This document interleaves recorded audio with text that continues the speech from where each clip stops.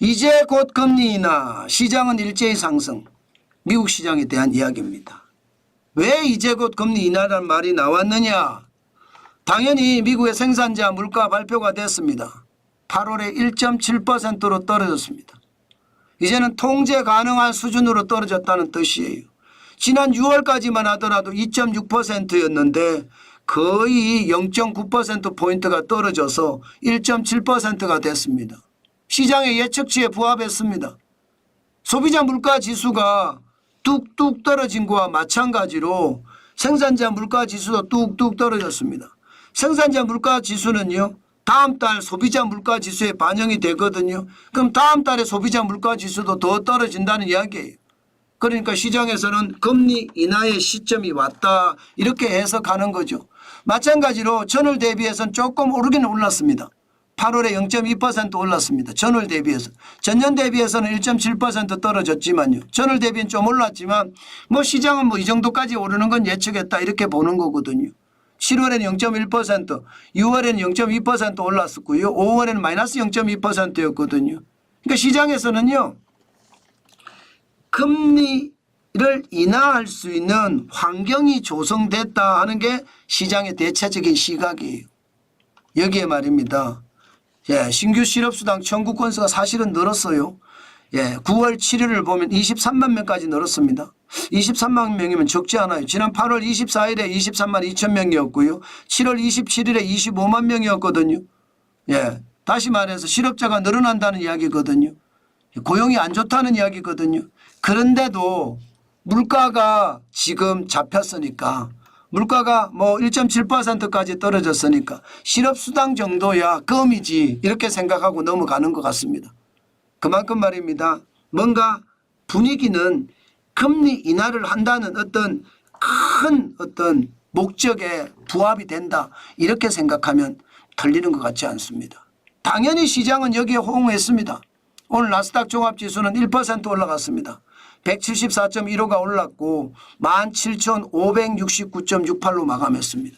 기술주 중심의 나스닥이 올랐으면 대형주 중심의 S&P 500도 0.75가 올랐습니다. 41.63이 올랐고요. 5,595.76을 기록을 했습니다. 야, 시장이 이렇게 올라가면서 말입니다. 시장은 와, 이게 뭐야? 또다시 거품을 키우는 거야? 그렇게 예상할 정도로 시장은요, 계속해서 올라가고 있다. 이렇게 봐도 무난합니다. 블루칩 중심의 다우산업은 0.58 똑같이 올라갔습니다. 253.06이 올라서 결국은 4만 1,000을 또 올렸습니다. 4만 1,096.77로 마감했거든요.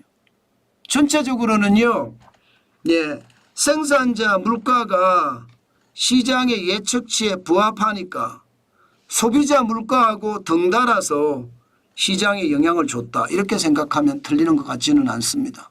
결국 금리를 인하한다는 이야기인데 현재까지는요, 미국의 금리가 0.25%포인트 인하한다가 대부분의 전망입니다. 그렇지만 유럽 중앙은행이 0.6%포인트를 내렸잖아요. 때문에 미국도 B컷 0.5%포인트를 인하할 수 있는 것도 한 번쯤 가능성을 열어둬야 된다. 이런 얘기는 나옵니다. 중요한 것은 시장이 분명히 투자 심리가 회복이 됐다. 그런 느낌으로 보셔도 다르지 않다. 이렇게 생각합니다. 종목별로 보더라도 비슷합니다. 필라델피아 반도체 지수, 이것은 어떻게 생각하면 우리가 좀 생각을 해봐야 됩니다. 반도체 지수니까 우리한테는 절대적인 영향을 미치거든요. 많이 떨어지지는 않았어요. 0.24% 떨어졌습니다.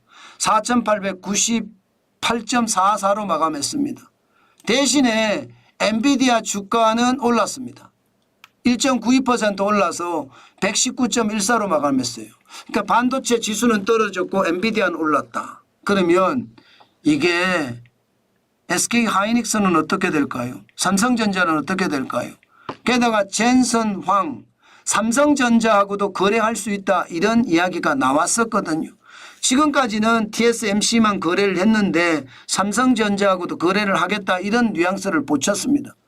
그러면 우리 시장에서도 아마 다른 모습을 나타낼 수 있을 겁니다. 또한 애플도 말입니다. 많이는 아니지만 애플도 약간 올랐습니다. 0.05% 정도 올랐습니다. 222.74달러를 기록했고요. 테슬라는요. 찔끔 올랐습니다. 0.74% 올랐는데 229.81이죠. 이렇게 되면 2차 전지나 자동차에도 긍정적인 신호를 줄 수 있고요. 또한 애플이 오는 걸 보면 IT에도 좀 긍정적인 신호를 주는 것 같습니다. 전체적으로는요. 소비자 물가가 시장의 예측치에 부합을 하고 생산자 물가가 시장의 예측치에 부합을 하면서 9월 18일 날 미국은 금리 인하한다. 금리 인하는 돈을 푸는 이야기잖아요. 돈을 푸는 이야기. 다시 말해서 경기를 부양하는 이야기니까 그 부양에 맞춰서 시장은 움직일 거다. 그렇게 예상을 한다는 뜻.